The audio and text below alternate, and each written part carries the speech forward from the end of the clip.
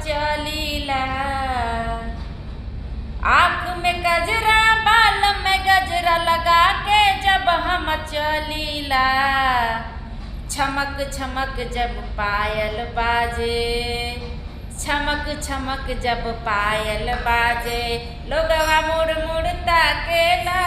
छमक छमक जब पायल बाजे, आँख में गजरा बाल में गजरा लगा के जब हम चलीला। छमक छमक जब पायल बाजे, लोगवा मुड़ मुड़ ताकेला। छमक छमक जब पायल बाजे। कैसा लगा है दोस्तों? आप लोग जरूर बताना दोस्तों।